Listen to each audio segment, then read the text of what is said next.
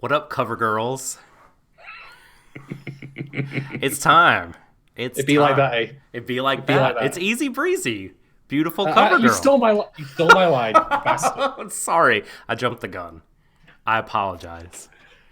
I'm glad that this is going out in podcast format, so that way no one could see the obscene hand gesture I just made in reference to yourself. Mm-hmm. Well, welcome, friends. Hello, ladies, gentlemen, and envies. It's Warui Deshou's Stream of Thought. We're back for another week of chatting about Keep Your Hands Off Eizouken, the greatest show, the greatest product human hands have made, the greatest piece of art. Wrought. Move over, sliced bread. Move over, ice cream cone. Move over the Bible. Move over the Mona Lisa. I don't know. I was pretty disappointed with that in the fiction category, to be honest. You never put it on that kind of pedestal, huh?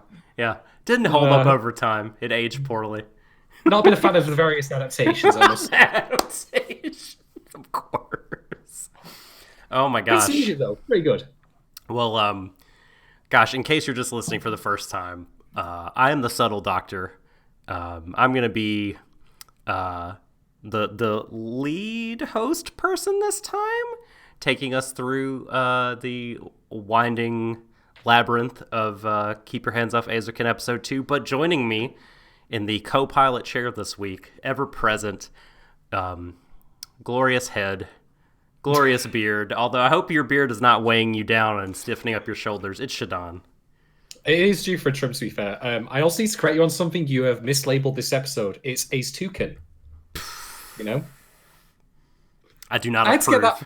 I had to get that out of my system early because I knew that I was going to say it later. Probably drop it casually into conversation, and you were just like, probably, I don't know, firebomb my house or something. Is this going to be a situation where, like, for episode 3, are we going to have to do the driver thing where it's Eizo 3 in? Like, let's not there are many reasons one should not imitate like the Fast and the Furious franchise, and not least of which is naming conventions. So no, just no. Yeah, well, I'm thinking of Driver 3 San Francisco, Driv 3R, if anyone remembers that hot PS3 product. Good evening, Emily. Go Atomic Robot in chat. Thanks for joining us, everybody. I know people are probably still piling in. We didn't put out the call. We didn't put out the Kanamori signal until about 15, maybe 20 minutes before we got started. So, and we're really bad about keeping to a usual time. But look, if you want it bad enough, it's here for you. You know where you can find it. I'm sure I've said that to at least one woman in my life. Sweet Lord. All right, moving swiftly Not really, on. I kid. Moving swiftly on. We are, as I say, going to talk about Eizouken 2. We've got a summary coming up. We got plenty of things to discuss. We're going to rate the episode out of 1 on a 1 to 5 scale. But, well, you know what? That scale could be 0 to 5. We could rate something below 1, so I need to amend that and just say a 5 points. I haven't even gone that far in the time we've been doing this podcast. Not yet. The lowest I've ever rated something, I think, was quite possibly Frank's something or another. It was one of the Frank's episodes where I gave it a 1, if I recall correctly. I'm surprised that only one of them reached that nadir. I'm as surprised as you are, to be fair. But I mean, like, I do grade on a bit of a curve here, to be quite honest. And I am still very critical, but I would never... It's going to take a lot to make me give something a 0, let's put it that way. Fair. Okay. So we've got all that to come. But we need to check on our Twitter polls first thing. That we do. I will toss the mic over to Shadon. Shadon, we had several Twitter polls about Eizouken. I think, and because we did the episode later in the week than normal, they are still going to be open even after this show goes off the air, which is not typical, but it happens sometimes the way we schedule things. Yeah, we got polls inside our polls, folks. Like, we've got all of them here. it's just like a train wreck of polls. So get in on those while the going's good. You can find them at Warui Deshou on Twitter. A Matryoshka poll. Yep. Warui Deshou on Twitter. Add us. Don't add Shadon. You can't. What is happening for Shadon? That was.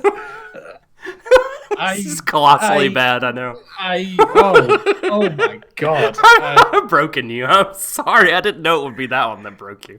I divided by 0 in my head. Thanks for that. Right, so before I suffer a complete and utter mental breakdown from that joke, let's continue on. So, Eizouken, episode 1, poll 1. Is Masaki Yuasa the best possible fit for this adaptation? And, well, you had 2 answers, but they were really only one answer, and there was only one right answer, which is, proper format, yes, gets 55%, and capital letter, yes, gets 45%. Oh, man. I thought for sure the all caps would win. Maybe to internet forum speak, perhaps more the prim proper way of doing it. Perhaps. Yeah. Well, the important thing is, as you said, the sentiment, which is the affirmative. I will point out, by the way, that one of our patrons, Rexton, actually said, "Write in vote. Masaki Yuasa is the best possible fit for all possible adaptations." Oh, that's definitely. I don't want to say Galaxy Brain is not the right way to say it, but like it is definitely. It's up there. Taking the next step, and I approve. So, poll number 2. Would you defy orders and join the anime club? 82% said hi, and 80% said no, I'm coward. I'm guessing the 80% of you who said no, like, I'm guessing you've had, like, real bad instance with government agents or possibly PMCs or mercenaries in the course of your life. And I know that shit's, like, not uncommon, but I feel for you, honestly, Game barred from the anime club. Man. No one wants to have their memory wiped by a pen. No, I mean, Black War have done some heinous shit in their times, but now they've gone just one step too far. Blackwater. Oh my! Wasn't there a Blackwater video game? There was basically military propaganda. Yeah, basically. Why does that exist? Propaganda. Enlistment, advertising, you name it. Jokers I might, they're all shit, so let's not go too deep into that. Yeah. Anyway, poll number 3, Kanamori's backpack. We actually did give you a wrong answer option on this one, and some people actually picked it because some people, I don't know, I think they want me to personally suffer. They could be right on that. Anyway, Kanamori's backpack. Bad gets 3%. Who are you, people? Reveal yourselves, show your face, so I may know what my enemy looks like. Please write in. There will be a reckoning. Debate me. Defend your position. We'll air the debate live on YouTube. It's going to be part of, our society thrives on the marketplace of ideas, Shadon. Open discourse. There's nothing. It's going to be 30 seconds long. I know, right? You're just going to click the X on the other person's video window. That's it. I'll just get up out of my chair and appear magically in their window, even though, distance and time might be a factor in that. 25% say good and 72% say best. So most of you've got it right. You know the truth of things. You understand concepts like water being wet, for example. Good on you. Good one. That concludes our polls. Approval. But that being said, though, these polls are not yet over. They will be up for a couple more days, if I'm not mistaken. There will be more coming as we go along through the podcast itself. You folks have the chance to right the wrong that is all caps yes, not winning. Make it happen. It's close. It's close still. It's 55 to 45. You can make it happen. You can. You can change the future. Indeed. Decide, is this the future you want to live in, where we only sort of mildly say yes to Masaki Yuasa, or do we give a full-throated scream in assent to the heavens? I vote the latter. Okay, so before we get into our summarizing and talking through the episode's plot, which we like to do for posterity. You might be wondering out there, like, why are we talking? We all just watch this. Why are you doing this? Well, if someone 3 years from now is like, Eizouken, I remember that show. I want to relive it with... I can't remember. You're going to break me now. Escalation. I know. There you go. Like what? So I'll go through it episode by episode with the Warui Deshou crew. Well, we want the plot to be there as a, this is what happened. If you're listening to this years later, it's a historical archive, man. Understand that. Okay, so but we just want to quickly shout out. So my resource that I leaned on heavily last time, Sakuga blog, does not have the production notes as I looked this morning for episode 2. So we don't really get to dive into that special and beloved segment Doc reads to you. I have something to talk about, though. Oh, boy. Oh. That's related to the production side of things. Okay. What? Oh, dear. What's up? Dear. Where do I begin with this? So, we, of course, disclosed last time that the voice actor for Kanamori was Zorome from Franks, because life hates me and makes me want to suffer even when I'm enjoying something that overall is pretty amazing. Mm-hmm. So we get introduced to a new character in this episode, the club advisor. I believe his name is Fujimoto. You're correct. So I decided, what I'll do? I'll go on Mal and I'll have a look who this gentleman is. And his name is Kazuhiko Inoue. I'm sure I mispronounced that. Quite prolific voice actor, very, very long, list of credentials, an extensive resume. And I was scrolling down, and in a moment that, if you ever heard, some, that horror music sting, of, really sharp, knife going across the chopping board. Yeah. I spotted that Mr. Inoue had the ill judgment to play Shuichiro Kado in Guilty Crown. Mm-hmm. Which I only just covered at Christmas. So I'm are we going to get the rule of threes on this now, Doc? Do we have a new character next episode? And it's going to turn out that it's going to be another voice actor in something terrible that I've covered previously. And hey, Lucy, I'm sure he is. I'm not slacking off or slandering the actual voice actors and actresses themselves. They got to work. They got to put food on the table and all that. But I mean, we've gone from Franks to Guilty Crown. Just Shield Hero next. That'll happen. And that's it. The triad of shit is complete. The triad of shit. Well, I think we should, we should next holiday, when we are fond of, playing games on pod, we should do a game called the 6 Degrees of Elfenlied. Oh, no. To see if we can relate, anything back to that. Are you, Blue Sea, suggesting to me that I watched the dub of Guilty Crown? Is that what you're suggesting? Because it seems like it. To which I will say this: no. Never. No. I will use a loaded revolver to brush my teeth with first. Just. Once is enough. No, twice is enough. Twice. You did do it twice. Twice. Yeah, you did. For my research. No, never again. And I don't care, if it's in High Elvish or whatever, or some sort of deeply refined language. I ain't fucking touching it. High Elvish. All right. Well, there's your ringing endorsement of Guilty Crown. We've now definitely attracted people to the show that enjoy that anime. But to be fair, I mean, look, if you didn't know Shadon didn't like it, you missed the Christmas episode. So tune into that to see all of his detailed thoughts and feelings on as he points a revolver at himself flippantly. All right. I don't really know how to segue Rescue from Guilty Crown, so I'm just going to do this where I say, now we're going to talk about the episode director of episode 2 of Eizouken, which is called Eizouken Bakutansu, which is Eizouken. The Eizouken takes the stage. So it's directed by Atsuko Tonomizu, and Tonomizu has a very, very, very tiny resume. It's not nothing. It's not like the voice actors for Asakusa and Tsubame. I can never remember Tsubame's not her first name, Mizusaki. Gosh, I'm getting better. I'm like, I know it's like a Mizu something. So by week 3 or 4, I'll have it.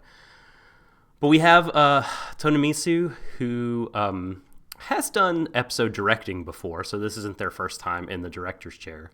But it's like, it's a lot of stuff that I would look at and kind of shrug my shoulders at. Like, it's nothing that I've heard as like extremely bad, but it is nothing that I would be like, oh my gosh, this is fantastic. Like, we got a couple episodes directing Grand Blue Dreaming. We got assistant production manager for a couple episodes on Place to Place. Robohachi TV. There's an episode directed of that. Dive! Which you have to say like that because it's dive in all caps with 2 exclamation points. So you can't say dive, it's dive! I'm going to assume that has nothing to do with submarines. Well, you know what? Because that's the context in which you yell that. People really like Data Live. They were involved with Data Live. Dive is to do with the sport of diving. What a surprise. Yeah, nothing to do with subs. I thought it was about, like, trashy bars, but clearly not. This is the Guy Fieri anime. That's right. Yeah. It's why I yell every time I go to a pub in Manchester. Dive! Because that's what it is. So yeah, I mean, hey, we have someone who has a bit of experience, but I don't think a lot of notoriety, and so I think that this will undoubtedly help their resume, unless like the resume I'm looking at on Anime News Network Encyclopedia is incomplete, which is not, wouldn't be the most surprising thing. I mean, are you meaning to tell me that a director with limited credits to their name is in turn directing an anime about someone or rather 3 people getting their first start in the anime business? A little bit appropriate. That's pretty good. That's pretty good. So apparently Chad is telling us that not many people got to watch Dive because it was on Amazon rather than Crunchy or Funimation or what have you. And Blue Sea Devotee gives the ringing endorsement. Dive was okay. Wow. There you go. Sounds like the last Subway football. It's sunk without a trace. Good job, Go. Okay. One more thing before we get into Eizouken proper, and I just want to quickly give a shout out to our partners once again this episode, the Anime Herald.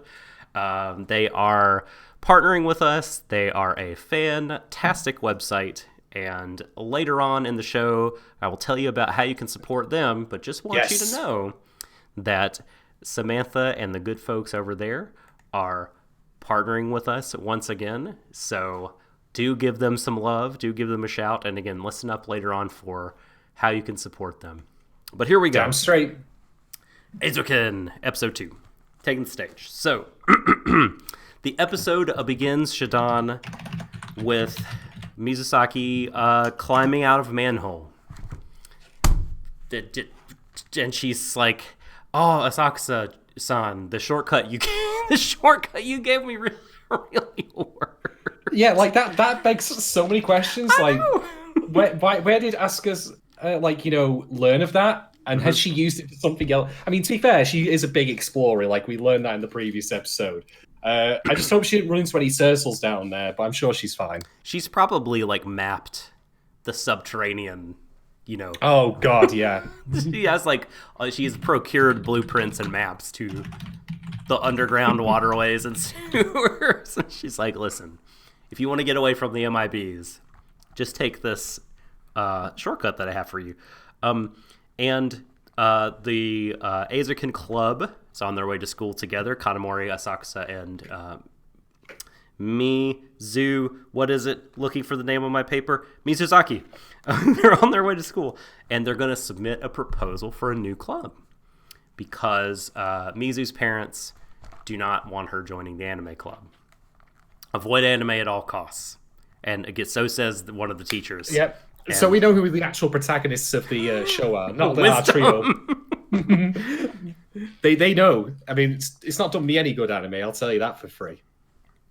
First of all, how dare you? Second of all, you lie.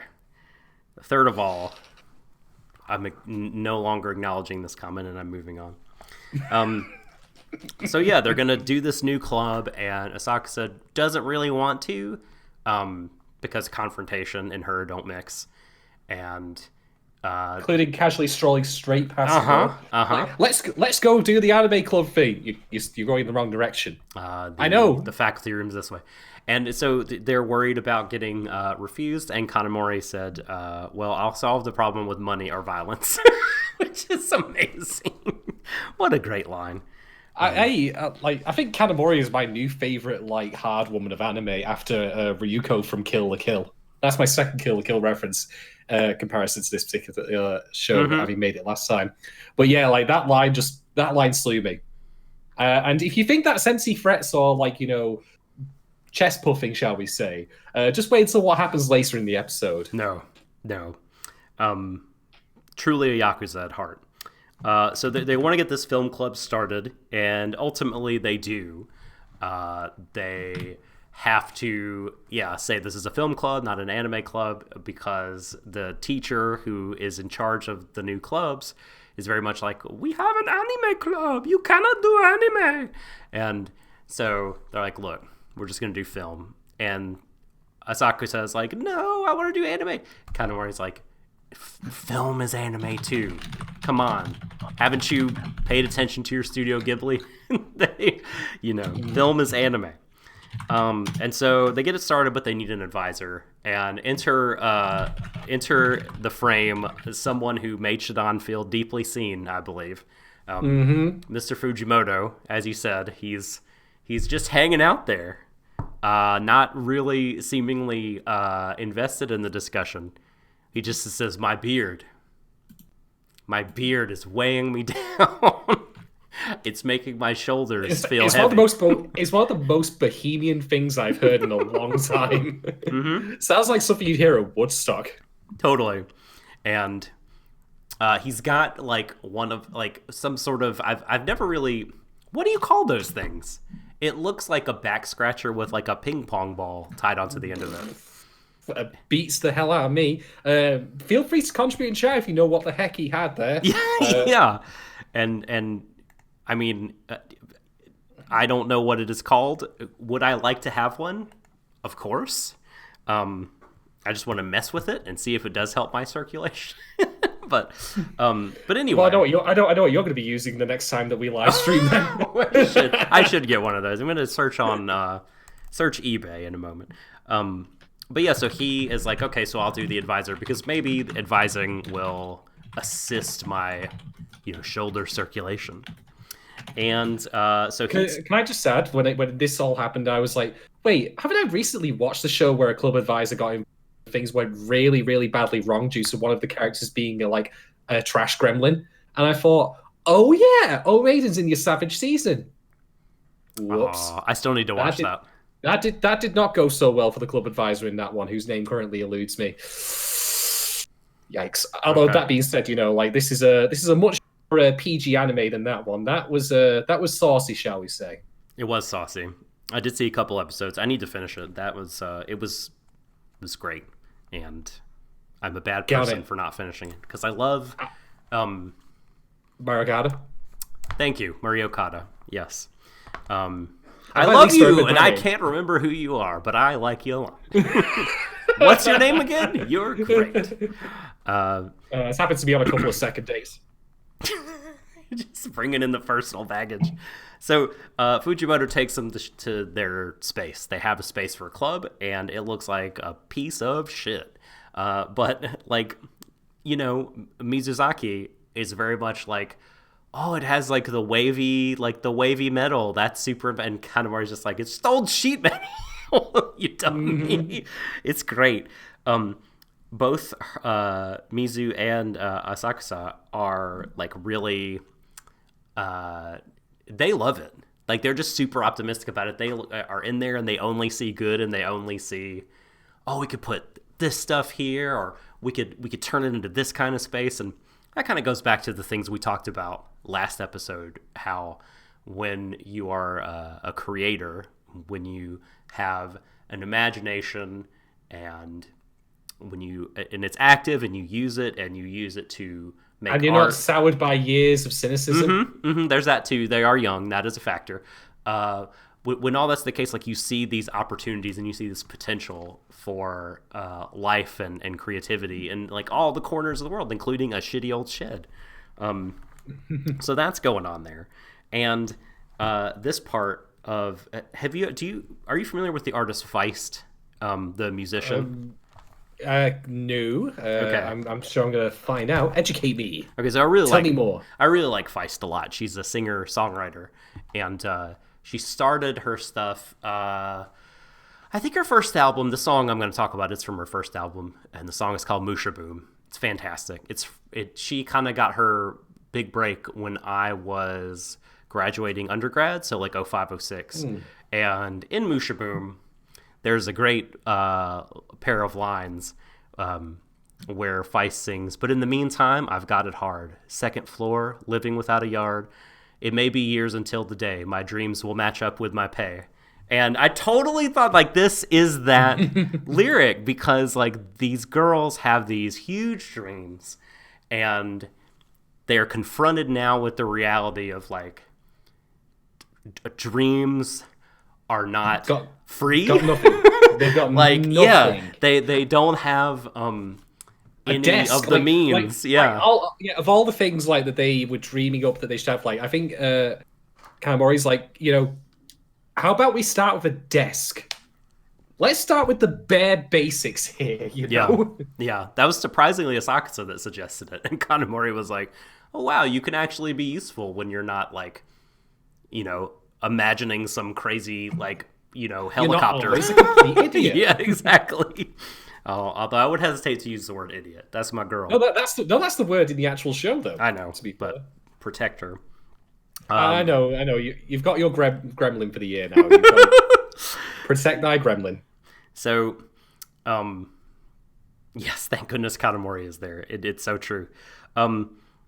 So at that point, like once they have kind of scoped the space out a little bit, Kanamori, she's just thinking to herself about how to kind of make a proposal, wants to take some video to show things off. And then we hear the now infamous woo, woo, woo, brown, like the music, that means it's time for it to re-enter the greatest world, everybody. And oh, hell yeah. So Asakusa and kind of the group imagination, she's like, "Oh, this is like a villa just for us. We'll have beanbag chairs and a sick-ass TV. And this plant." And then the Tracy Island Thunderbird 1 launch bay, basically. No, yeah. It's so funny. Like, downstairs, Mizu is like a recording studio and everything. And we're still talking about, right, like anime studio stuff. And then suddenly Asakusa is like, "And a detachable roof so I can fly, like you said, my personal helicopter belt." And it's really great. You know what I love about that helicopter belt is that it, like, I understand that she came up with it completely innocently, but damn, that thing be dangerous. Like, oh, let me just get my wallet from my Jesus. And you have to work out the kinks mid-imagination, which is always, I really like that about this. Yeah. When Kanamori is like, "Well, actually, you would die because you'd be spun around a lot." It's like, no, it'll have this counter spinning belt. Although, no, there is indeed, as you say, Kanamori, who actually points that out. Put pin in that for later. Big talking points about her in particular. All right, pin in it. So Kanamori doing that ultimately, I think, is the starting point of the catalyst for Asakusa falling. She's like, "Don't distract me with your details and stuff." And then she's leaning in real life on a horrible rail without any kind of, just so rusty and shitty, and she falls off the second floor. And Kanamori is taping this the whole time, and has just a big grin on her face, like, "Yes, now I've done it." And luckily, Asakusa's fine, and you can tell she's fine because she's still, like, talking about the concepts for the helicopter and everything as she's on the ground. And so it's like, okay, she's okay. And Kanamori basically is like, "You did not die in vain. for this footage will be sold to a television station for big money we can use to refurnish our space. And there's like a great line in here where like Kanamori is like, evil plan, evil plan, evil plan. And then Mizu says, you have really long legs, Kanamori. Or sorry, not Cal, not Sho. We're not talking to the Macross creator. You have really long legs, Kanamori. I'm trying to appreciate the compliment all the less. He would, yeah. Shoji's a cool guy. And she's sort of, without missing a beat, she's like, Kanamori goes, you know, I got a lot of sleep when I was a kid, and so I grew up big and strong. Now, the upload is complete, and we wait for our money to come in. And she in turn could also be running a podcast. Yeah, hey, she may well do. And Fujimoto, though, tells them to keep that footage to themselves, that the school does not. So when this originally happened, I thought what they were going to do is try to like sue the school and get some hush money, right? But I guess this is an American thing. You mean people like, fakes and injuries get compensation for it? Mm-hmm. Yes. Oh my god. Before we go any further, can I notice that I don't know if this is just me, and maybe things are this wildly expensive in Japan, but there's a lot of currency thrown around in this episode. Mm-hmm. So I thought when I did the rewatch, I would start putting some of it through a currency converter just for fun to see how much things actually cost. So, for example, Asukusa at the start says that she bought her bag using all of her New Year's money, which was 21,000 yen. And I converted that, and that's like actually nearly 150 pounds. Mm-hmm. Which is more than I would have expected. Again, maybe this just shows how working class I am in turn, because I certainly never got that kind of money for Christmas or New Year when I was her age. But then also we learn that Mizusaki's roof repairs at her home cost 20 million yen. So I put that through the currency converter, and I almost spat my drink out because it's converted into approximately 140,000 pounds, which is more than the value of this entire house I now live in. Christ almighty. By at least 10%. Mm-hmm. Like, I don't know if this is just like the numbers being off, and I'm not even that bothered about it, to be quite honest, because I think that all the emphasis on money is actually quite important for something I'll talk about later, beyond the quantitative nature of it, but rather what it means. All that said, though, I was just like, what the hell? As we'll learn later, there is a sofa that costs 3 million yen, which I also converted. And I was like, that's 21,000 pounds nearly. Sweet and Jesus. There is no sofa that I know of that costs that much. I didn't pay that much for my car. Exactly. It's crazy, man. It's crazy. Woo. Mizu, living the life. You know what I mean? Of that Insta model fame. Like, God. Yeah, so I should note, I didn't mention it, but it'll be important for later. When they are talking about finishing the place, or rather fixing the place up, mm-hmm. You mentioned, Mizu said, we got our roof done for 20 million. Asakusa says, we could probably do it for 30,000.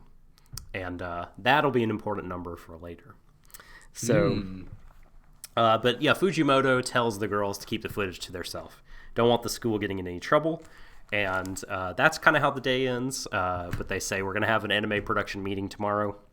And when Kanamori shows up, she's got that incredible look on her face. She's like, yo, Asakusa, what the hell, man? And why are you spinning plates? I know, just completely without like any build-up to it. It just happens. Like, say what, like this show, apart from just being genuinely charming and joyous in its own right, it's also legitimately quite witty. And a lot of that, which I'll discuss later, is due to not just in the actual material in of itself. I mean, anyone can write spinning plates into a script, but it's how you and when you put it in there that's important, especially on how it gels together with the rest of the aesthetic. But I'll talk about it later. And she doesn't even wait for her to finish. She's just like, oh, I'm spinning play, and then like Kanamori is just like, wakarimasu. Like, I understand that, but why are you doing it? And it's like, this is a great joke about like, I hate people who have premature celebrations. That's really funny to me for some reason. It's a very specific thing to get annoyed at, but so many things Kanamori does are up my alley. Oh, Go-Go. She has many albums, Feist does. That first one with Musha Boom. But then she's got, like, the second one that came out in, I think, '04 was, like, the one with, like, My Moon, My Man and 1, 2, 3, 4 that got, like, really big radio play. And those are the two that I'm most familiar with. So, Feist Sidebar. Join me later for my Feist podcast. Feist fandom. Reignite. But yeah, no, that, and they, like you said, they have this fancy couch, right? That they're having snacks and milk on. Oh, I was just going to spare this £21,000 couch. Yeah, it's this junk. This junk lying around. Incredible. And poor Asakusa accidentally pokes it with a fork and is mortified about it. So while they're hanging out on the couch, they have a free-form discussion about what anime they want to make. And you know, in the beginning, I think Kanamori sort of wants to structure the discussion, wants to have some order to it, because the other two girls are just like going off. They're not even really listening to each other. They're just like, I want to draw characters. I love this kind of thing. Just like, I want to draw machines and the concept. And they're just talking. And Kanamori's just like, well, what genre are we talking about? Because, look, we don't have any cred. We don't have any recognition. We need to do something that'll be profitable and take notice. And I'm going to steal this joke from Chris Schultz here. I apologize, Chris. Stealing too good. And I feel bad that I didn't make it. But, well, they might very well be making the biggest mistake of all here, which is that if they follow Kanamori's like idea, they're probably going to have to start making an isekai. Oh, dear God. Why? Is that Chris from the fucking Third Seat by the Window podcast? Yes. The Raggedy Man? God damn it, Chris. You made it sound like throw hands with him. Why did you do it? The thing is, though, he's right. That's the real stinger there. Can't they just, I don't know, do something different? Do a Yamato Nadeshiko, something to revive some kind of old trend. Do a maids show. I don't care. Don't do an isekai. Oh man. Well, I'm just saying, you know, like if they were to make an isekai, at least they're not bitter, twisted people, so it might actually be enjoyable for once. Yeah, I'll keep throwing shade on that genre. I'll keep throwing at it. No, look, it's fair because there are good isekai, so it's not like logically impossible, but they're very rare these days, in my opinion. Just put that at the end of everything I say on the podcast.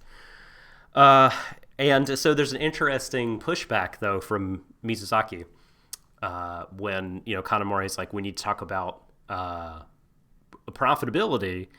And Mizu's like, well, we're not really funded by our audience, so we should just make what we want to make, right? And, of course, Asakusa agrees, already looking slightly bored about this discussion of genre.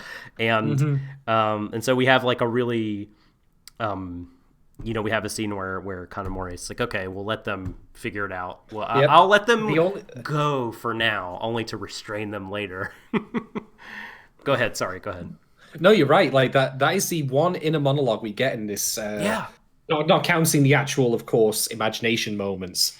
But yeah, like she says that. And this I think is very telling, but again, I'm going to save for later discussion. I think we kind of have a very strong idea of who both the Asakusa and why did I not remember her name? Mizusaki. I had struggled with it too. Yeah. Mizusaki. Instant. Yeah, like Asakusa and Mizusaki, like I think that we have a very strong idea of who both of those characters are in their history. You've got Asakusa, who's very working class. So obviously, imagination has been the key thing for her to get out of the relative drudgery of the normal world. Whereas Mizusaki, very wealthy, but similarly also, restrained by being rich and all that. But I'm really like she herself. Bit of an enigma still, but there are hints as to what I think might be her past even, but we'll get to that later. There's certainly some very telling stuff, but she's certainly intriguing. Dude, iGrizzly in chat nails it. Mizusaki wants to make a KyoAni show, while Asakusa wants to make a Ghibli-like fantasy. Yo, that is so right. Like, it's totally, absolutely correct. That is such a good call. I think Kanamori though has the most ridiculous fantasy of all, which is to get paid equitably. Oh my God! I'm sorry to say that, folks. Yeah, we'll talk. They talk about that in the episode. Don't worry. Well, so anyway, so I think you brought up the whole desk thing, right? They're from the freeform discussion. They talk about like, Kanamori says like, well, we'll table the genre question, but what do we need to get started materials wise? I'm like, oh, doga paper, this and that. Asakusa's like, how about a disc? So they don't have anything. So they go back to Club Advisor Man, who appears out of nowhere, if I'm not mistaken. Like they view the room when he's not there, and then like he's like, oh, the shock troops, and he's just suddenly there. Like, it's so funny. Now don't, and of course, Asuka is told, don't mention anime at all. Yeah, and she's like, I promise I'll prove to you that I'm not an idiot. I got this. And I was just here like, and Mark, and let's go. I know. Tick tock, tick tock, tick tock. So like, she's in there, and yes, she's like, oh, we need a disc. We need one with the light box. It's great for drawing anime. Oh crap! What have I done? Foot expressly in mouth there. Yeah, totally. You could see it coming, and so Kanamori rolls up her sleeves, cracks her knuckles. It's like, I'm in my element now. Step aside, young girl with the camo hat. And basically, and there's a great music change at this moment, which like I love the song that they play. And Kanamori is just like, look, the anime club, I've read the charter. It says anime research. It doesn't say anything about making anime. We're doing something different, and you don't need to have this broad interpretation of their rules that restricts other clubs. Let me tell the PTA about this if you don't think I'm serious. And he's like, no, oh my God, you win. Kids, they're so scary. Do whatever you want. Okay. I'm just like, that's incredible. Right. That's right, you wilted under pressure. And then at the end, he still says avoid anime if you can, like a chump. But he gives them the key to the old anime club shed. And it has like, they go there, and it's by a river, and it has a windmill and a power generator. And you just see like the tools of the craft here. Like we talked a lot about art and making art, and like here you kind of see like what the craft of animation entails, right? The very specialized tools necessary to make this thing that we love. There's like an incredible camera that's like really, really tall, and I mean, I don't even know enough about anime production to know if they use that kind of thing anymore. But yeah, it's like really high above the picture, and you can manipulate the light source under the picture. You can move the characters across the background to make them appear in motion. You learn all kinds of neat little things about the nitty-gritty of the production itself. And yeah, I thought so. You can like it appears to be like stuff for cell animation rather than for like more kind of modern techniques. But I didn't want to like assume, because I mean I'm not out there. I don't know what's up in the anime studio houses. I can only draw stick figures. I got nothing. And then finally they uncover the holy object that is the animator's desk. Mizu whoosh, flips the dust cover off of it. It's like, oh my God, it's like I've seen in the books. It's the stand for the pen. It's the light. It's the paper. It's everything. She's reacting like Indiana Jones is just like staff in your assembly. Light shines down.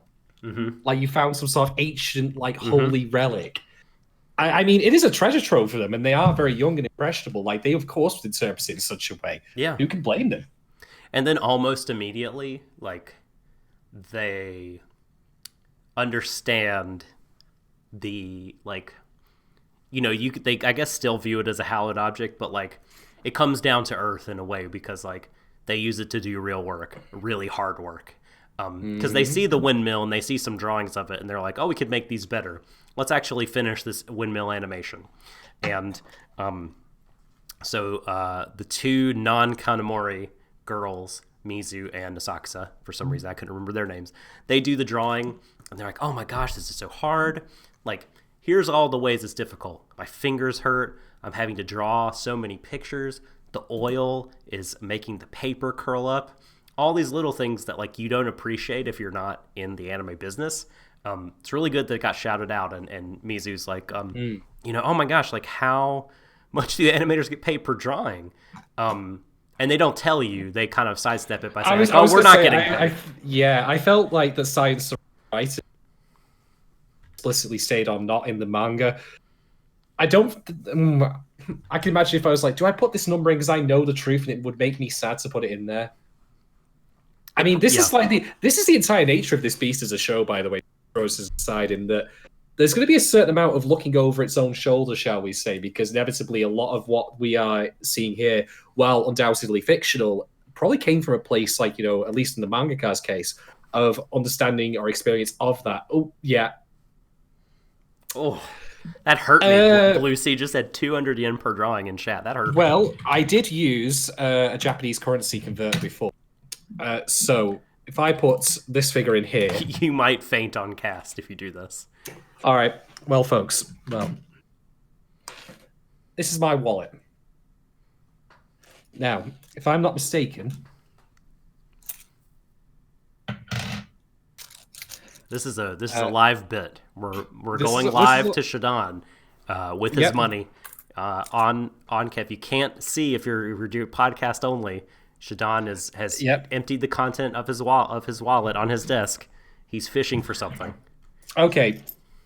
1 Great British Pound, 20 of her Queen's pence, and another 20 of her Queen's pence.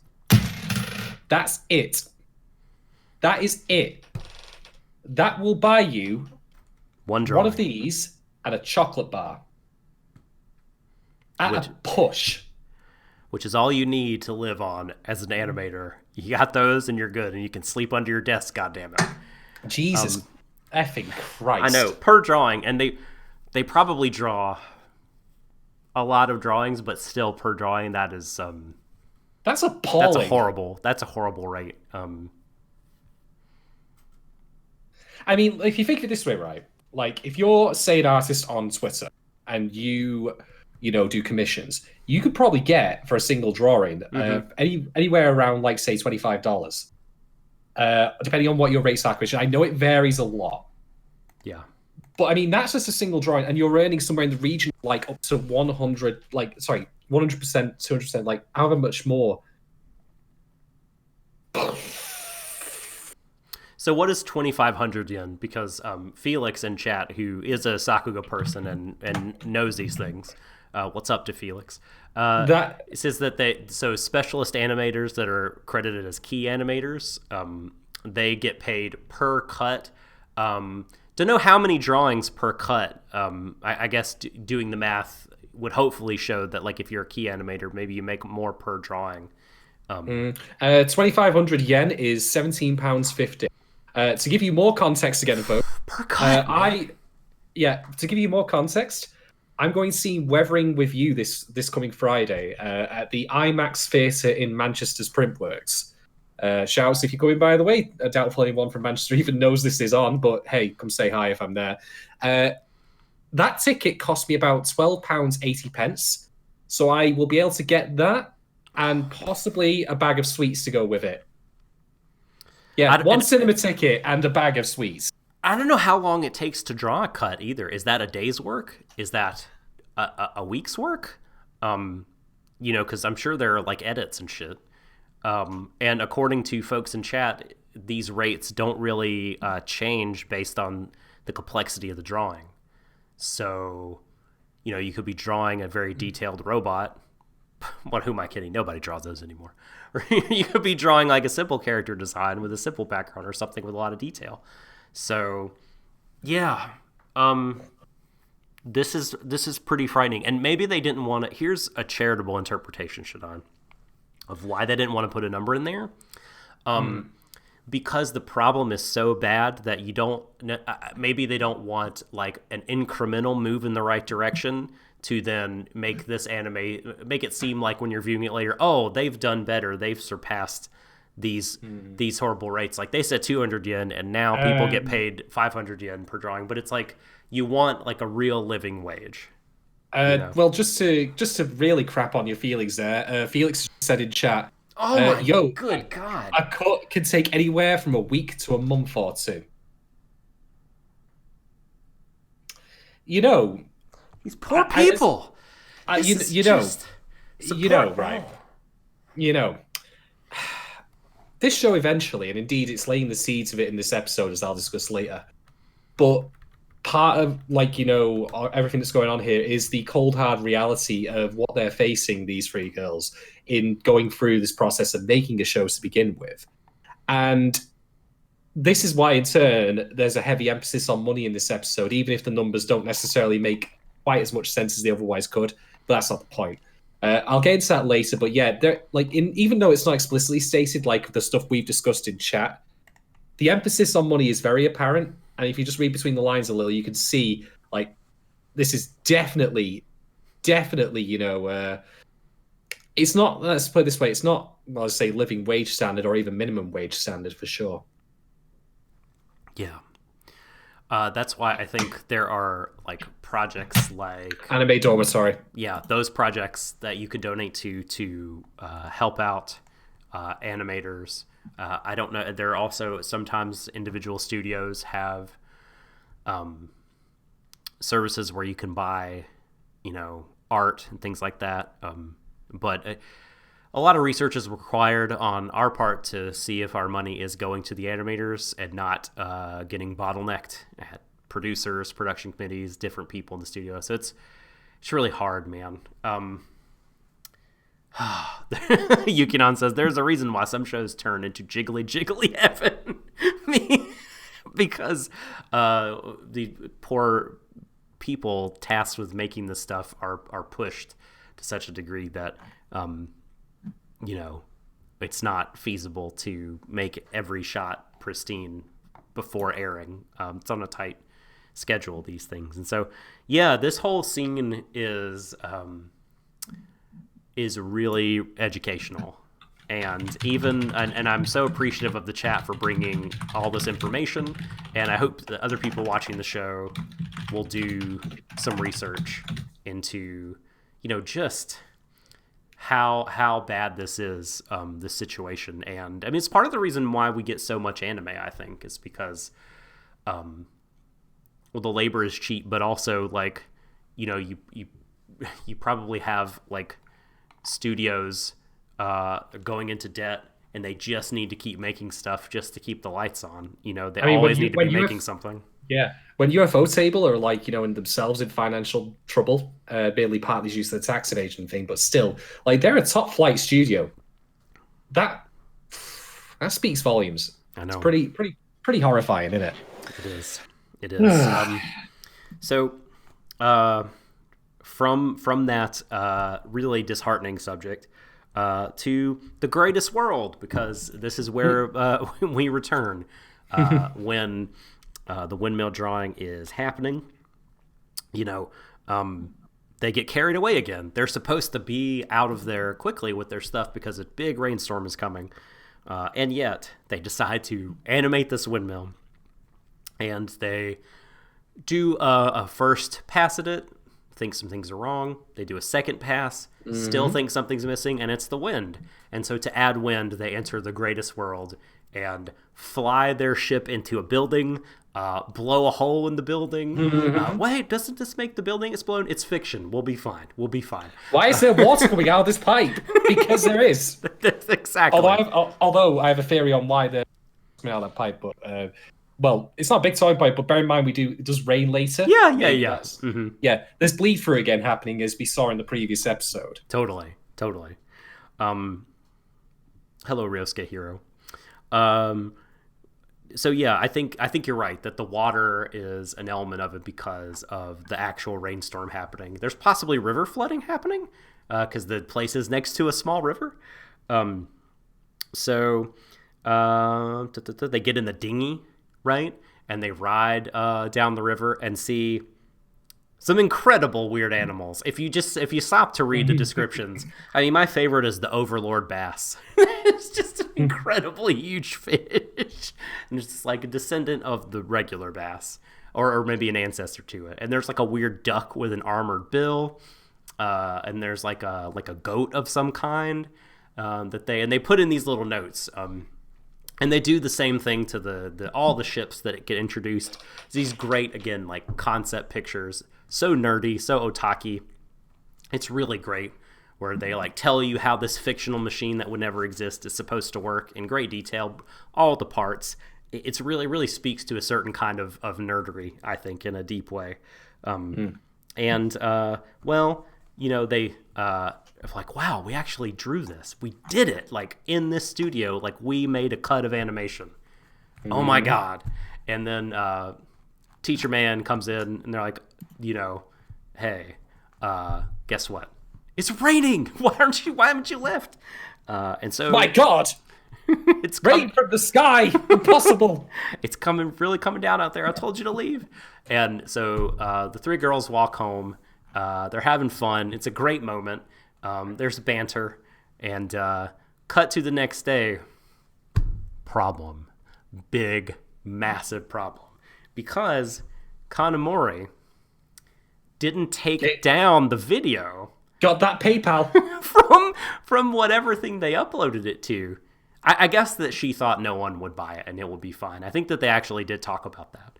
And, you know, someone has paid, here's the number from before, 30,000 yen for it. The number that Asakusa thought it would take to redo the studio. £210. Well, I hope, you know, then the family, the Asakusa family, over breakfast is watching television and sees the footage of their dear daughter, the little falling. gremlin. And end episode. Yep, hard cut end. Great, love it. Oh man, Shadon, that was episode 2. That was Eizouken taking the stage. But before you take the stage, with our first talking point, I want to talk a little bit about our partner, Anime Herald, who you can go to animeherald.com to get all kinds of like really great articles and reviews on anime, visual novels, video games. They do great reporting, like con coverage, really in-depth stuff. They got interviews. It's an excellent website with a great staff. Like I said, Samantha really runs a tight ship. And you can support them. Damn right. By on Patreon, patreon.com/animeherald. Like us, they are smarties. And they have 2 budget-friendly tiers. Well, we only have the answer. Only we have the answer. Oh, God. They got the $1 tier, where you get early access to all Anime Herald articles. And then the $5 tier, where you get access to their Discord server, and you get a chance to help shape the Anime Herald by suggesting like things to cover via polls and things like that. You get to vote in the Anime Herald Club title selection. They have a little group watch, Anime Herald Club, and those can get turned into articles as well, if I'm not mistaken. That when the staff watch things together, they print the chat transcript, which is really fun. So yeah, toss them a coin. They're good folks, and they're partnering with us. May or may not be witches. They may or may not be. I'm going to vote yes. And support your witchers over at Anime Herald. They will talk nerdy to you, whether or not you throw them a coin, but do so if you are feeling generous. Now, our partner has been shouted out, so I will pass the baton over to you, good sir. Let's get this discussion rolling. Indeed. We're going to start with our patron question for the week. Go Atomic Robot. Go something like this. Do you think there is any particular meaning behind the animation tools the girls find being more old-fashioned compared to what is used now? And I do. Okay. I do, actually. So, here's the thing, right? This entire episode has had a big focus on money. And it's not unfair to say, like, that, you know, if you ever want to doing this podcast, even, for example, I financed it with a lot of kit that I bought myself over time. You know, for example, I've got my Blue Yeti microphone just out of camera, the camera itself, these headphones, keyboard, computer, you get the idea. So the way I see it is this, like, I think that the idea the show is getting across is that for often a lot of times, like, this will be something I'll talk about with the windmill in a bit, success is indeed often a lot of hard graft, don't get me wrong. But I think also it's just a lot of fortune being had in having like the right tools, often being inherited, perhaps even necessarily from elsewhere. Not something you like. It's very rare you'll find that a business or any like creative venture is started using a kit or property that is purchased like brand new, like completely out of the blue. Like you're often going to like get people pitching in parts and stuff like that to help you out. So on top of just the difficulty element in them doing it, I don't know what you're talking about. I made my fortune completely on my own. My father did not give me a loan to get through graduate school. I was not gifted a car so I could commute back and forth to my business. I made every cent. Mommy and daddy didn't pay my taxes for me when I was starting on my business. I did not remain on their insurance till I was 26. I'm self-made entirely. I don't know what you mean. But they did, of course, pay for your rhinoplasty job because your nose. Pinocchio's nose. Just saying. Yeah, but I think that's a great point to bring up. Amazing point, actually. And on top of that, even then, going beyond that, what is the first piece of furniture that they actually get inside the club?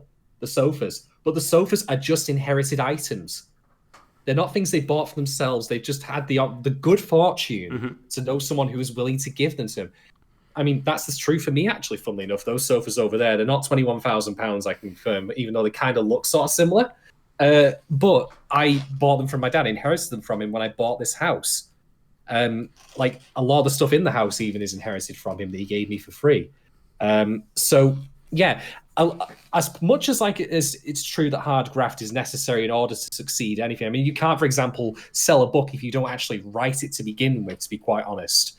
A substantial part of what getting successful and even getting noticed is also having the necessary tools and getting those in the first place. More often than not, you like to get you going, you're either going to go cheap or you're going to go inherited. And that's the latter case in this one. So that's why I think that's important. I would actually wager that the mangaka of Eizouken, or at the very least people at Science Saru, they may not have had that exact same set of kit, but I would expect that they might have inherited a piece of it here and there over the course of their like younger lives when they were probably the girls' age. And that's what got them started as well, rather than simply getting like a brand new thing, you know. I mean, say you learn to play guitar, for example, like, do you buy a brand new, like, full-blown Fender guitar, or do you get a cheap knockoff one, like, you know, from a flea market or a car boot sale off from eBay, just to get you going? Just saying. Yeah. I think to, I guess, add something different, because I think you probably have the right answer. Kado. That's I'll call you Kado from now on because you guys have the right answer. Are you saying I'm also a complete letdown at the end? I'm excited. You're a good negotiator. I've never been so. I didn't call you Babylon. So feel fortunate. Oh, nope. I'm gonna keep my mouth shut on that. So, Jesus Christ. I think like it's mostly what you said, but maybe there's something in it of wanting to show how hard it can be to animate things. Because maybe, I don't know if nothing is really done that way anymore. Maybe some stuff is. I mean, I know Ghibli, that was their setup for a long time. And, you know, a lot of, not that specific thing, but just the fact that they did sell animation for a really, really long time into the 2010s. They still did sell animation. And, like, there is that thread running through this with the love of the flying machine, you know, similar to Hayao Miyazaki.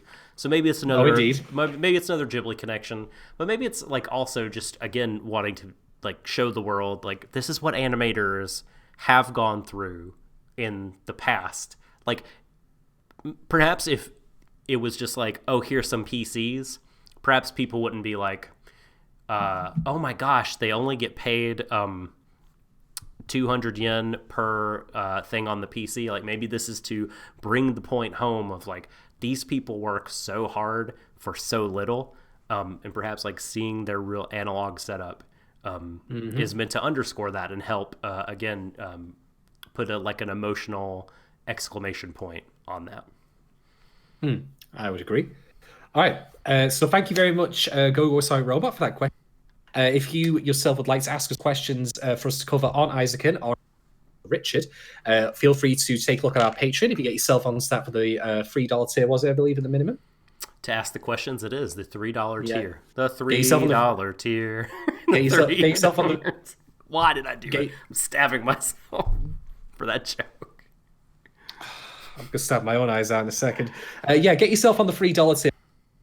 All that, in addition to a lot of other cool benefits, get yourself Discord access, get yourself access to early episodes, get yourself access to exclusive episodes, and you can even go a little bit further, put a little bit more money in the tip jar for us, and you can even request us to cover anime of your choosing. Which, of course, means I'll get all the bad ones, because you're lucky, and I hate you. I'm thinking about giving myself bad anime. If once I go through, well, you did it with the Guilty Crown. Once I go through the and Shield Hero. Thanks.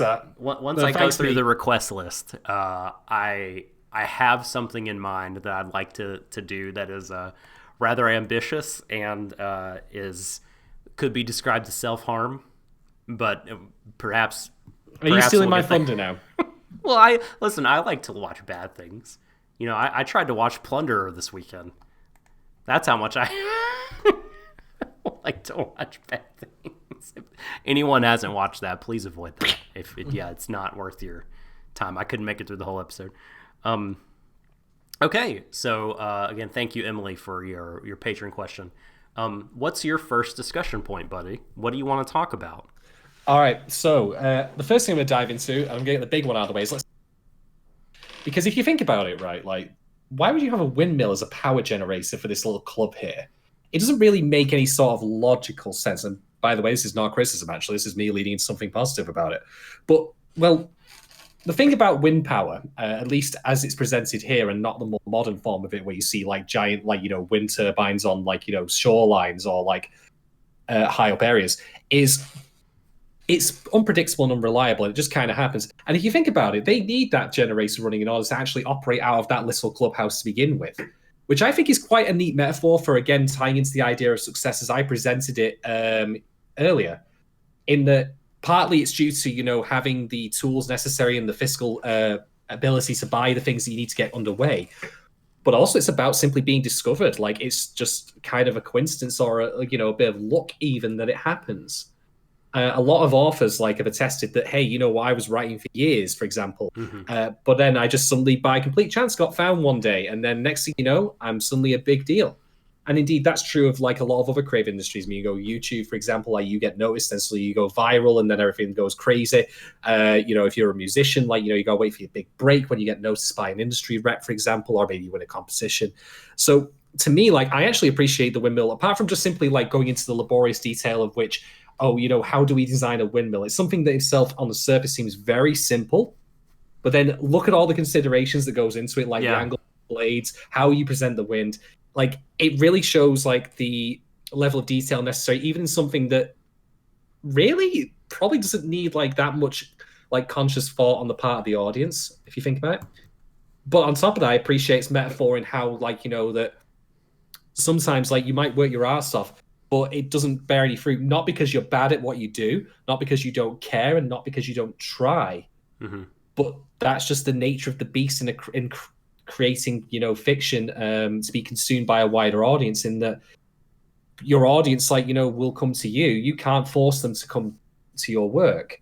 So I appreciate it. I mean, I think this episode is setting up a lot of different little here and there for problems that the characters are going to face down the line. It hasn't gone hard in on them yet, and I appreciate that in turn. But you can see, a lot of different things here that are leading up to the harsh reality that they will face as they go along actually creating anime, and even just doing the creative process. Totally. Yes, I'm really... That's a great point. And... Gosh, I'm curious to see if any of these little things... There's one big thing that I'll talk about later that I think will clearly be picked up and run with, but a lot of the things you mentioned. And for my part, I would just want to add... I just want to reinforce the other side of what you're talking about, because, like you mentioned, having a dream and getting that dream to be a reality is...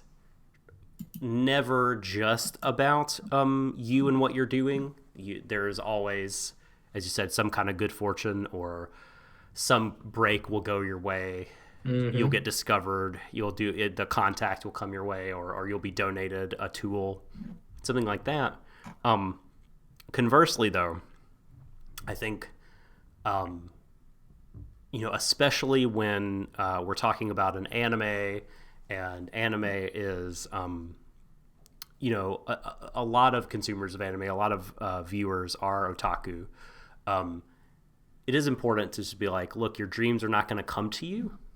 Your dreams are not going to entirely fall in your lap. Like, you can have this idea of something you want to do, but also there are these things that you have to do, right?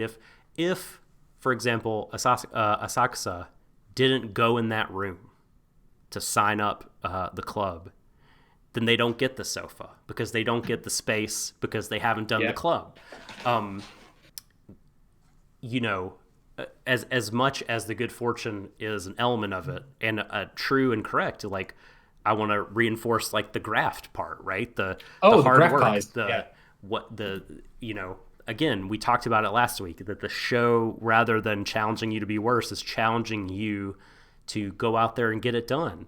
And is even like saying, like, I love that it's not dour also about the hard work necessary, because it can be intimidating, but Asakusa and Mizu are there, like, loving it.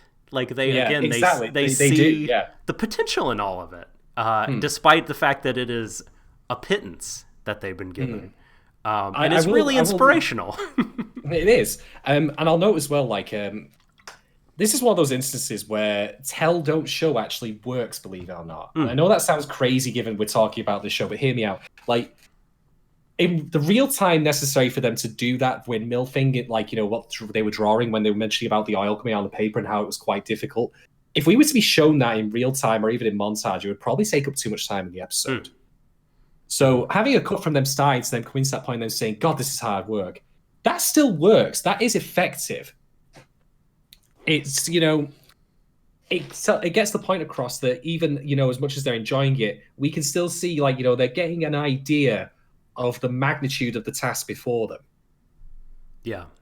And Felix in chat talking about, that the same is true for, like, him in his life, that, like, while he was working on towards one goal, another presented itself that he ended up achieving. And that can happen, right? Like, you could start down one road and find that what you actually need to do is do something else. And it can all be so, when you look at the whole thing, when you look at the entirety of what it will take to achieve your life goal or to get where you want to go, it can be really huge and it can be intimidating. But really is, like, helpful, I think, to just focus on putting one foot in front of the other, doing the thing that you can do right now, making one step forward. So I've always got to get these references in. Tetsuya Naito, one of my favorite Japanese professional wrestlers, has on a t-shirt in Spanish. I wish I knew the Spanish. I used to know it, but I've forgotten. Basically, in Spanish, it says the courage to take a single step. And I love that, because if you do that every day, then, like, where you can go will surprise you. And it also acknowledges the fact that taking that single step for Asakusa to go into the room and talk to the teacher, it takes courage. It's hard. Not all of us are, like, blessed with the gift of gab or a lot of confidence. Sometimes we have to do these things, like, and put ourselves in uncomfortable places. But, I think that the show shows us that, like, working with other people and having friends can help balance you out and help, like, give you, like, you guys can help, like, shore up each other's weaknesses. And, so, yeah, I just love that. I love that scene so much when Kanamori pulls her in there, because it's really funny, first of all. It's, Kanamori being a badass and confronting the teacher and everything. But it's also like, Asakusa, like, we need to do this. This is, like, one crucial step on the way to getting it done. It's not just about like the drawings and everything. It's about like you have to meet with this person, and that sucks, and it's really hard. But we can do it together. Like as a support network, we'll do it together. And oftentimes when we're like going, pursuing our dreams, we don't have like that support group, where we don't have like a group of people we're working with. So it can be a lot harder. But I think it all still applies. And at some point, I think, at some point, like Shadon said, there has to be a helping hand, and there will be. I believe that if you're, I'm sounding very sappy and sentimental, but the show puts me in that frame of mind, right? That there will be some kind of helping hand. That there will be some good fortune for you. Absolutely. All right. Do you want to continue, Doc? Do you have another point? That was kind of my first point, actually. Right. Okay. They connect. Okay. Right. Well, let's talk about class, as in class differences, because what I really like about the show. What are you, white mage? I'm. Oh, do you? Of course. No. Come on. I played a rogue in World of Warcraft. Don't. Okay. Good. Don't take that away from me. You could be the paladin or whatever. Isn't there like a class that uses guns now in Final Fantasy 14? Give me the guns class. I'll take that. I did that pass. I don't know. It's been a long time since I played MMOs. Anyway, so class. Like we should play. Can we play a game where we each name an old MMO, and whoever can't name one loses? Oh God, I'm losing it right now. That will be a really fun game. Age of Camelot. Oh my God. Okay, no, please continue. I'm sorry. Continue.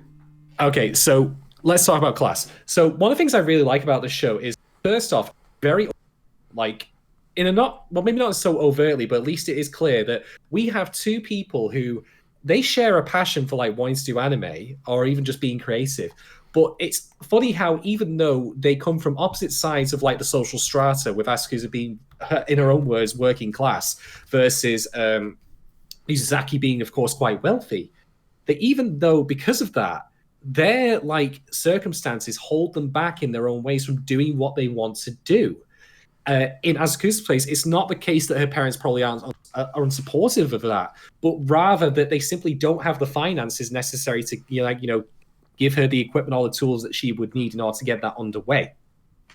After all, she spent all of her money on that backpack and that hat to help her do this. I imagine that's where she's sunk every single penny she's ever got. So that's important in itself.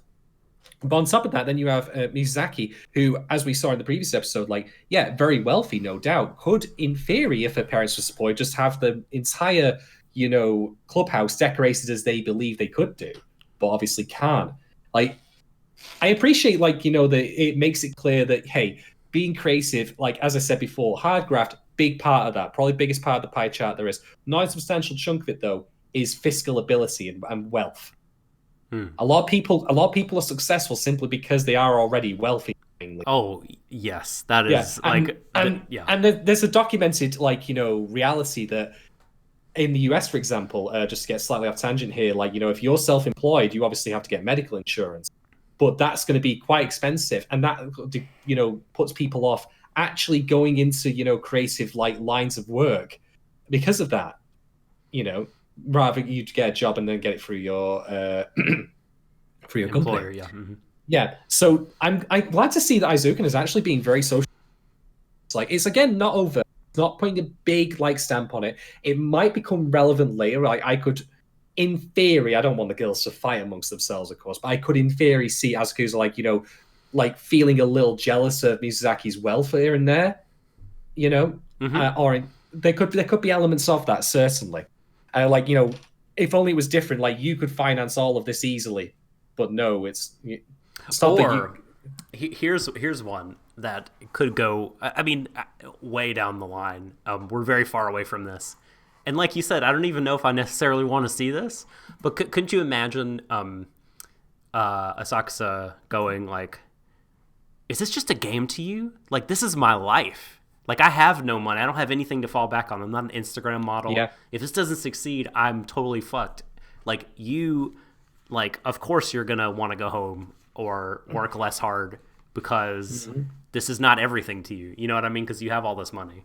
So, no, yeah, that inequality, like, man, please don't, please don't fight. Please don't fight, though. I don't want you to fight. I think the show's too lighthearted to have them really fight amongst themselves in that kind of way. What I will note as well, though, is that this, I think, is why I flight, because you'll note, like, every single dream sequence we've had thus far, with the exception of the very first one in the first episode, which was like when she was much younger, features flying machines of some description. You know, we have the dragonfly, we have the helicopter bell, and then we have this, like, what looks like a bumper car with, like, rockets on the back. But flight in itself is a form of liberation and emancipation, you know? And for someone who has very little and obviously may very well have never actually flown in her life properly, I can imagine that's, you know, quite the thing, you know, to dream about. It all makes sense, like, to inform her character, why these things keep coming back to these same motifs over and over again. Makes sense to me, at least. So, yeah, good on Eizouken for doing that. We'll see if it develops it further as it goes along. But it's, again, I think this show is doing something really, really well so far. And I think it's balancing, like, the boundless optimism and enthusiasm of its characters in the stuff they're doing with just the right amount of pragmatism and harsh reality, to the point where it's not a complete fantasy that, like, you know, deludes people into believing this is something that's easy or that you could just do it at the drop of a hat.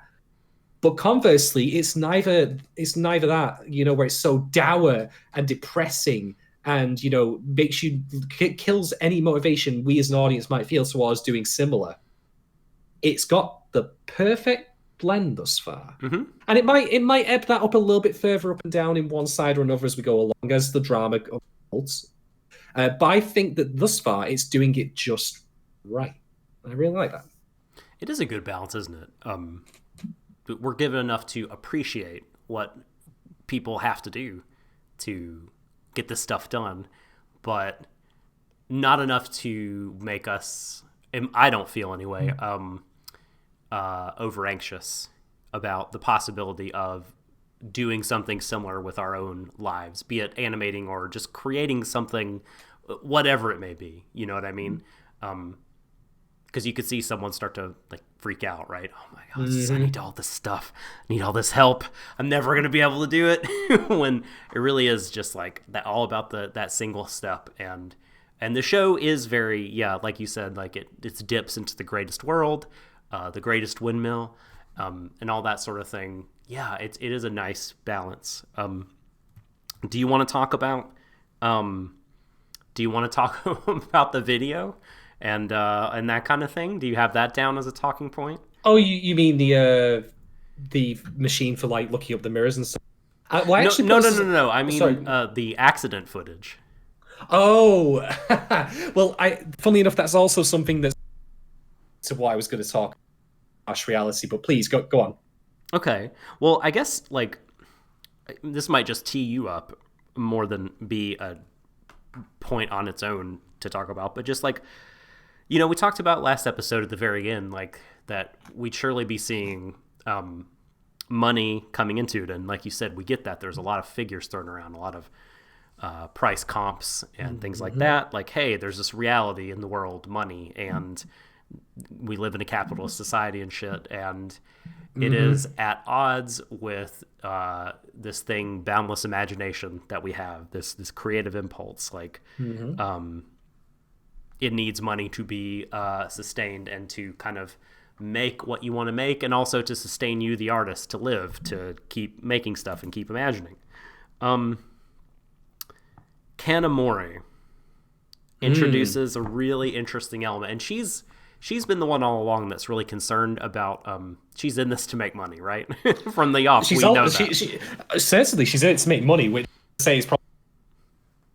But in its own right, she's also been the most pragmatic and level-headed of the lot. Yeah. How about desk? Like, how about before we get anything else, let's start with something to draw on. I'm just saying. Well, let's not take credit from Asakasa. She is the one who thought of the desk.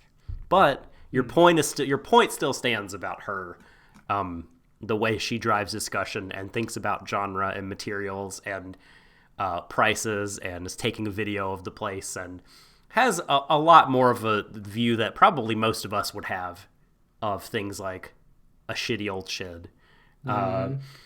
You know, and she is thinking about profit. Do you think, and the whole footage issue, right, of bringing in money to the project based on this accident, and now the school could be upset, the advisor could be upset. I guess I just want to ask a general question, and they may think it's silly, but thinking about all these things has made me want to ask and just have the discussion. Like, do you think that money, needing money, thinking about profitability before anything else, needing to do things like film yourself falling off of a unsafe stairwell, put all that in brackets and just call it all money, do you think that compromises art?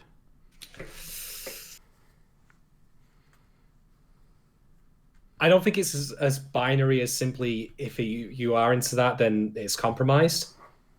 I think that it's one of those things that there's degrees to it. It's bimodal, shall we say, where, I mean, come on, we all have to put food on the table at the end of the day. I know that, like, I think, I can't remember what was it called, Japan or something, but I remember watching a video where they interviewed an animator and she said, like, hey, you know what, like, I live in this dormitory, I get paid for in part, funded by Anime Dormitory, I think it might have been, and I enjoy it a lot. That's good. I'd rather that be the case than not. But for a lot of people, like, you know, that might not be enough. You know, we want a bit more than that, you know, to our quality of life. Because, as you say, unfortunately, well, Joker quote, we live in a society. Maybe you'd like to have a family and not, like, live that would only also on be, your yeah. own and eat shitty food out of a machine.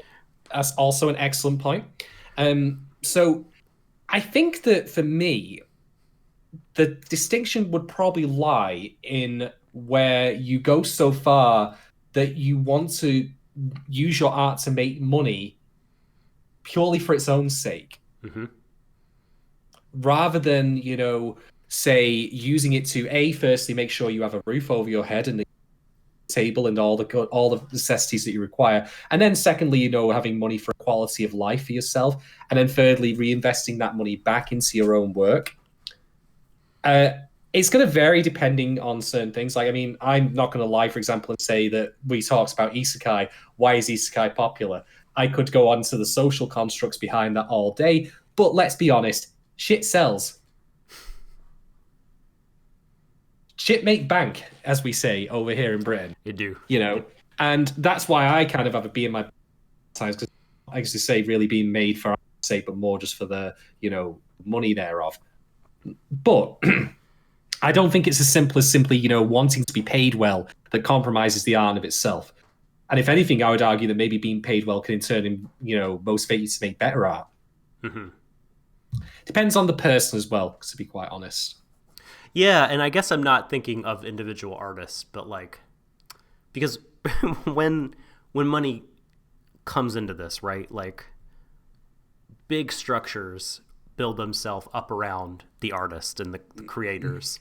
You know, you have distributors, producers, licensors, studios, like, that all their considerations are nothing to do with art first. You know, it might be a part of it, but it's because they might be like, okay, we love this art, but it's because it makes us money, right? So, I mean, I think to answer my own question, like, I think it sort of does, but I also think it's inevitable. Like, unfortunately, like, it's what kind of separates the purity of the greatest world. You know what I mean? That imagination of totally unconstricted. There ain't no dollar signs in there. Yeah. And, you know, I guess you could still kind of do something like that for, like, a hobby, but, like, I guess to make an anime, I mean, it'd be hard to, like, make an anime as a hobby, right? It's really time consuming. And you need a lot of equipment and structure that's very difficult to procure on your own. But But yeah, I mean, anime has always been like a fusion of art and product. I mean, in everything we're talking about, like there always is going to be some kind of compromise, and if it is like, if the compromise is artists need to live and they need to eat, and you don't need to be pushing them so hard to like realize whatever kind of artistic vision is happening, that's a good kind of compromise. That, like you said, those when considerations of well-being come in, that is quite good. That's something that Ghibli struggled with mightily, if we're going to talk about Ghibli. But if we're talking about, if we're setting that aside, right, and we're focusing on, hey, we, this group of artists, have a vision, and we want to make our art, and we want people to see it, but producer gatekeeper man is like, it doesn't have the busty ladies, it doesn't have it doesn't have otaku man, computer nerd in another world. Get it right. Yeah, it doesn't have that stuff. Well, this character has too much personality. Yeah, tough shit. I mean, you know what's funny? Like, I'm actually thinking back. This is actually something I discussed when I dissected Guilty Crown, because by God, that show felt like a marketing exercise and not actually a work of art in of itself. Like, it's just so blatantly engineered to be sold as a product. Mm-hmm.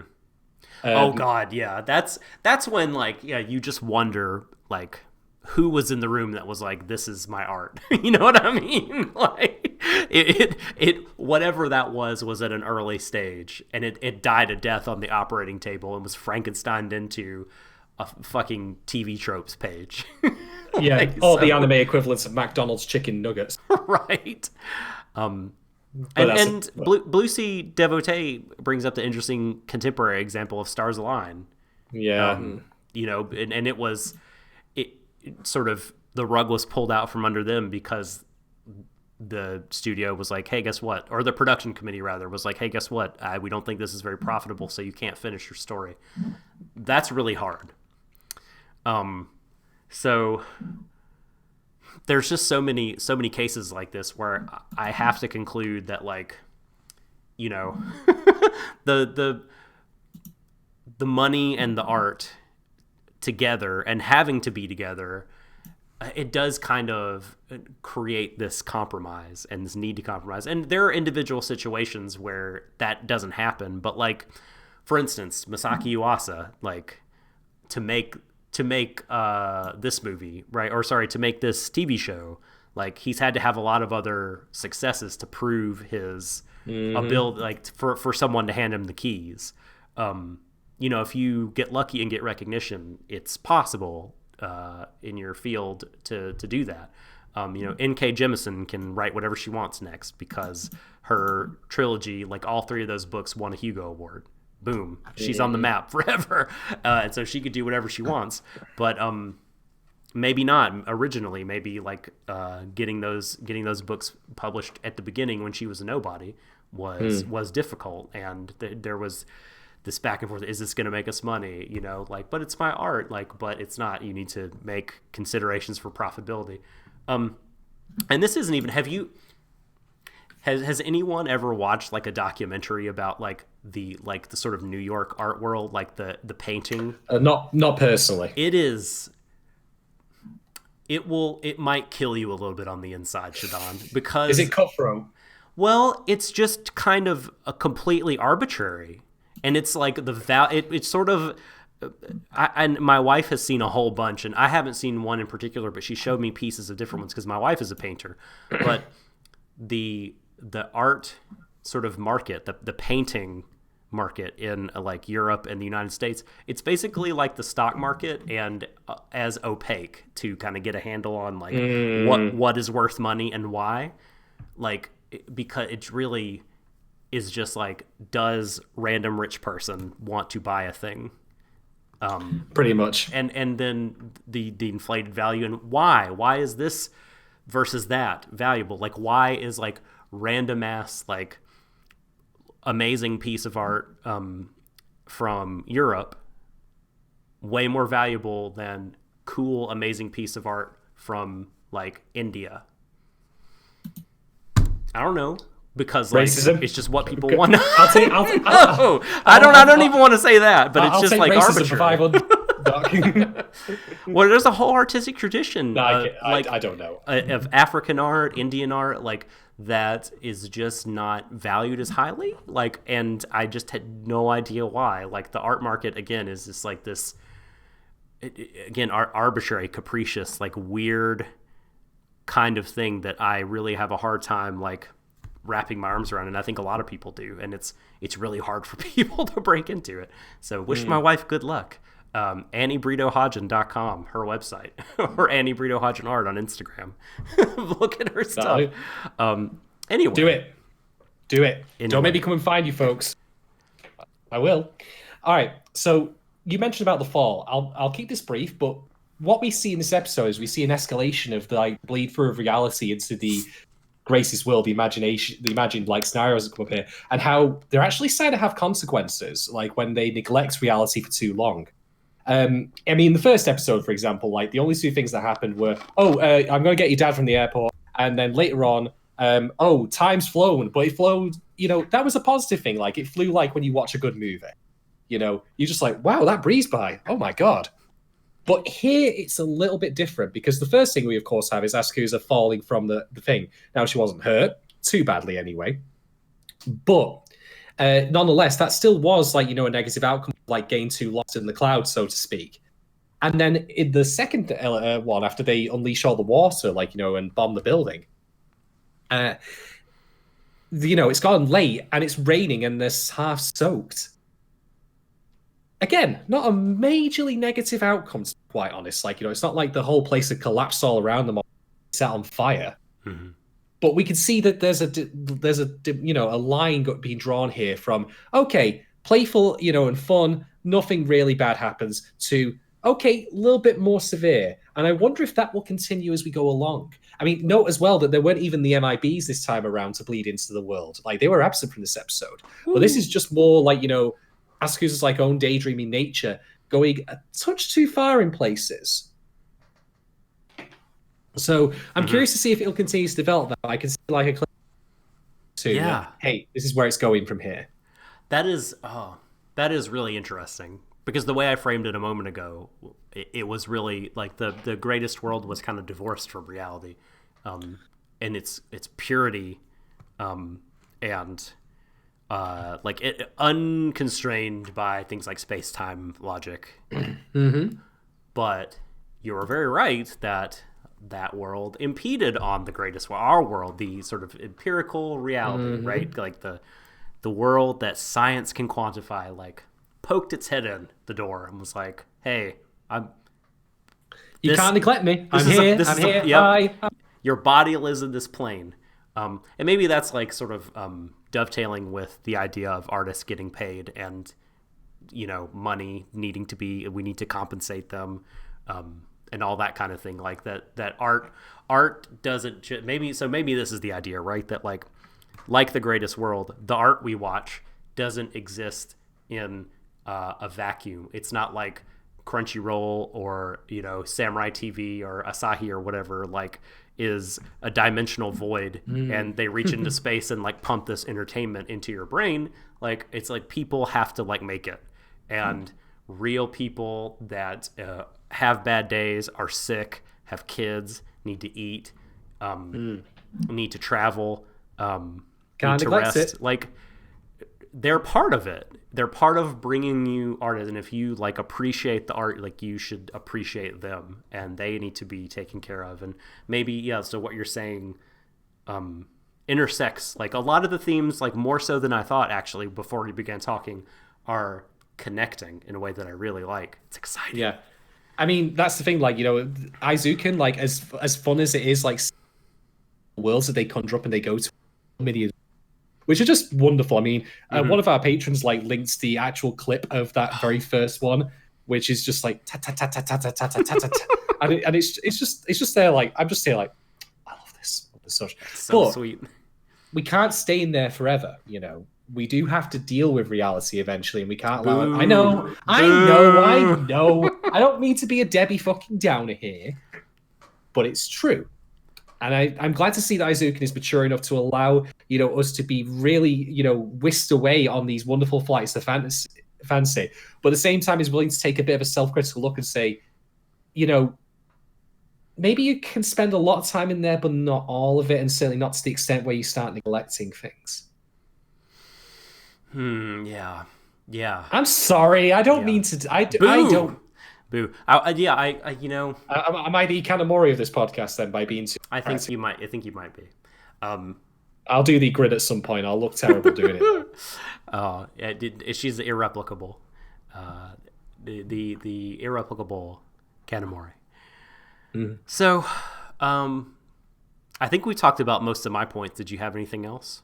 I had one more. All right, bring it. Which was to talk about Kanamori herself. Bring it, Debbie. I am speculating more here than anything else, but Kanamori seems very wise beyond her years. Especially with that inner monologue moment where she recognizes, I shouldn't stifle them right now.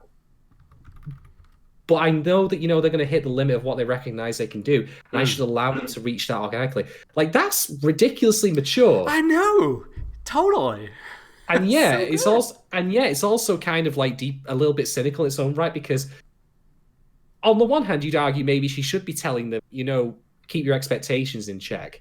I mean, after all, that's what happens with both of them in this episode when they're looking at the layout of what the studio's going to look like. And I'll wager, I've got my wallet here, so I'll wager my wallet that the studio they have now, this little dinky ass corrugated iron shed, it'll look nothing like what they imagined it when they finally get more stuff in it.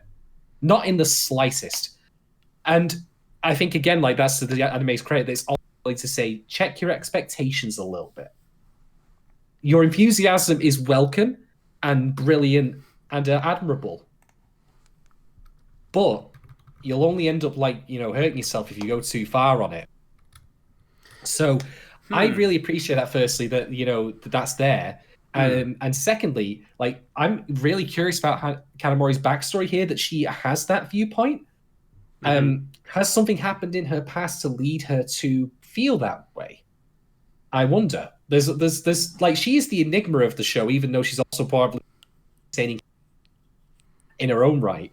But I'm very curious to learn more about her character and what led her to essentially have this perspective that seems to have been granted to her 5-10 years too early. It's very curious, isn't it? I will add one more thing, by the way, as well. Just a small side. Okay. So we mentioned before about the studio that they find, this collection of equipment. And we find cells and such made by the previous people. And what none of them recognize, I find a bit of a warning in itself, is that, all of these things are incomplete. People have used that stuff before and have not taken it to fruition. Yeah. Yeah, I guess not. Or else why would the cuts be there, right? Yep. Interesting. Yeah, that's a dream died on the vine, right?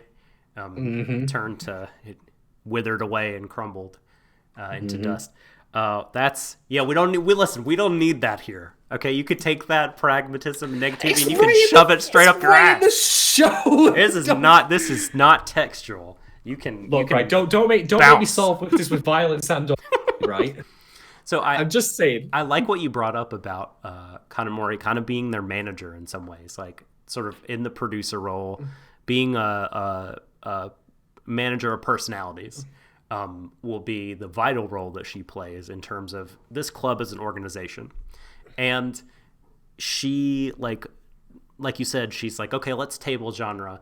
And I am less cynical about the move, because I think the line she uses is let's see what they're capable of. Because if she's going to manage them, she needs to understand their limits as creatives. And, although she's known Asakusa, this is a totally different ballgame and environment. And I think she just wants to get a gauge, right, on what they can do, how far they can progress, what is their limit, because that will be valuable when you are, as a manager, trying to decide, do I push my people do I try to squeeze like 1% more out of them here because I know that they can do it, or do I not? Like, have they really hit their wall and I need to relent? Like, so this is where I think that she is.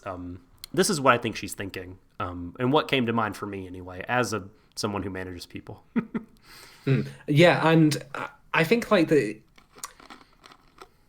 Oh, my mind's gone completely blank. God, I'm a moron. Oh no! Damn it! Oh no! Oh no! Cut to commercial. Do we have a commercial? Da da da da. Anime Herald. Patreon.com. Well, I think also a part of that might be that now I've remembered what I was going to say, which is that maybe she recognizes they need to make their own mistakes. Yes, I think so. Because I mean, you're a father, and obviously, Kanamori is not a mother, but rather, I can imagine you can probably attest to saying like, "Okay, son, don't do this. This is bad. This will end badly. Don't do it." What does your son then do? He goes and does it. And you're like, well, son, you're fucked up. Mm-hmm. Have you learned now? Yes, Dad. I know. And when I say all this, by the way, folks, I'm talking from experience because I know it's hard to believe. And you might think I'm some sort of like eldritch god summoned from the plains of like oblivion to like talk about anime. But I actually was once a kid. And I did make mistakes that I did only learn from because I made those mistakes, as opposed to my parents telling me, hey, don't do that stupid thing, you useless twat. They didn't use that kind of language, I'll be fair. No, I hope not. So maybe she recognizes that as well. But again, that all curious. What life experiences have colored her mind to think that way? Yeah. I mean, she's very money focused as well. Is she similarly also like, working class perhaps a little bit? I don't mean that derogatory. I mean just in terms of like simply, socioeconomic stats. Like, is she herself poor? Like, is that why she values money so much? Because she has so little of it? I'm super curious. Like, we've already got like a broad understanding of the other two, and that's fine in itself. That's great. But she's the enigma of the show, and I'm very curious to see how that plays out. Especially as, we're going to have like, the moments where she's going to have to intercede to try and put them back on track.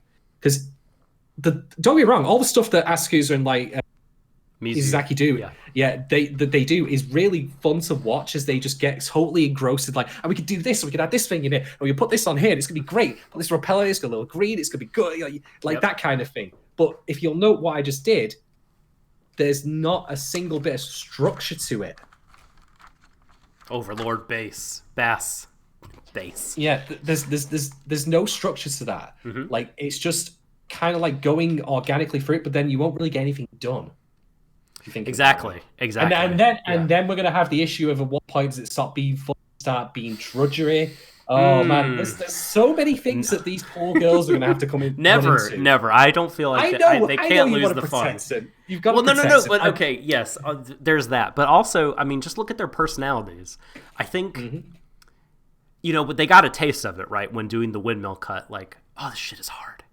And Felix mentioned before, like, next episode, Mizusaki could be like, boom, I brought us PCs. What up?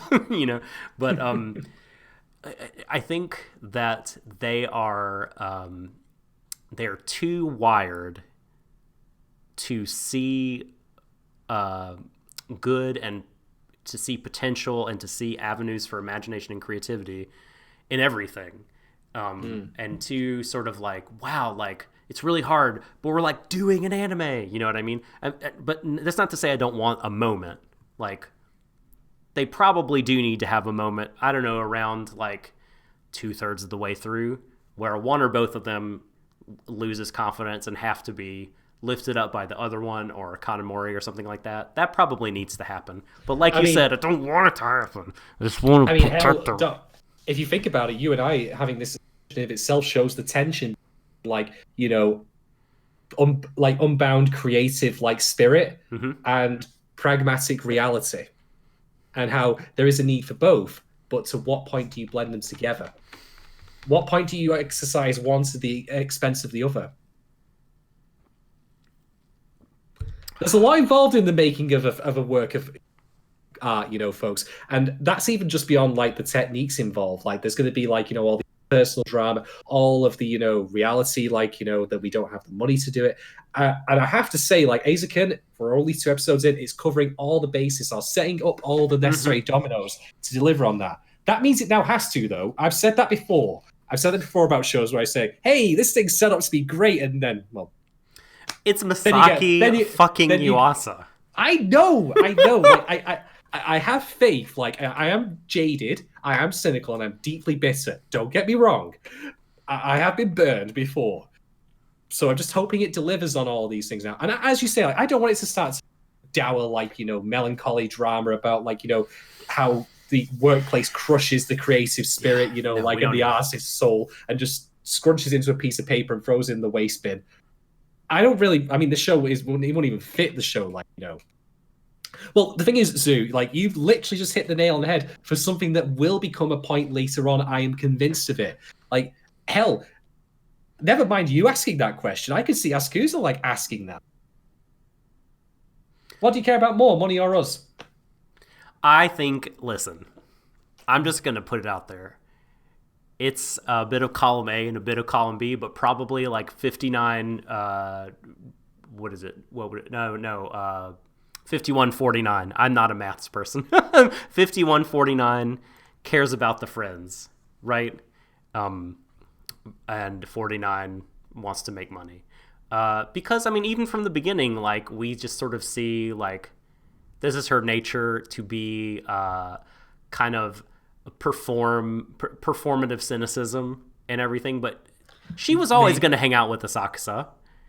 Like, she went to meet her on the roof, and she's giving her shit and busting her balls, but, like, she was always going to go see the anime with her. That's how I feel, And she's still stuck up for it in front of the teacher guy. Yeah, I think she really, I mean, she's, and you could, I guess you could argue, like, she's just doing it because she wants to see some money on the other end of this, and maybe Kanamori is like the walking contradiction of, profit and art. You know what I mean? Like, and art cares about her friends. The girls even comment, "Oh, she's very experienced at handling paper." You see her like, right.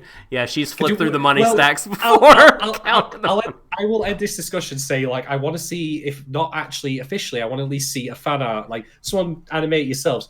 I just want to see her, like, doing the make it rain thing from the top of that, like, upper floor in the. Oh, I could just stone faced as she is. Mm-hmm. That would be great. I'm all talks out anyway. So, do you have anything else you want to add, Doc?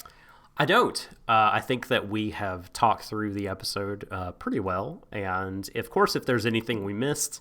Or anything that you'd like to see us talk about, if you're listening to this later on, dear patrons, please get in the Discord and let us know. Again, patreon.com/Warui Deshou, 3 budget-friendly tiers, $2, $3, $5, $2. You get an ad-free version of our podcast. You get to get on the Discord. You get access to early episodes of our, like, numbered flagship podcast that admittedly we have not done in a while, but they are still existing and being done. For the $3 tier, you get to ask the questions in chat that in Discord chat that of the shows that we're covering on Stream of Thought and Second Stream, and you get access to audio essays that we do. And for the $5 tier, you get access to our Second Stream show, Jeweler Richard, we're covering this time. And you get to vote on things for us to do audio essays about. I didn't mention access. This is what I was trying to think of.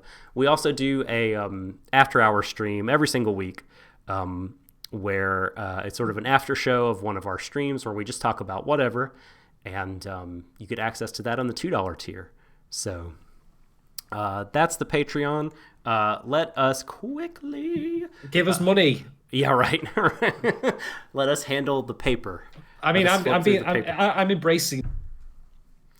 So that means obviously I'm going to solve everything with money or violence. So, how would you rate this episode, my friend, on a 5-point scale? Okay.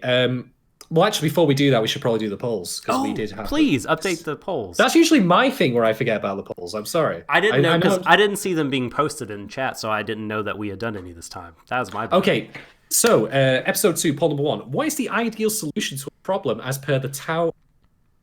65% say money and 35% say violence.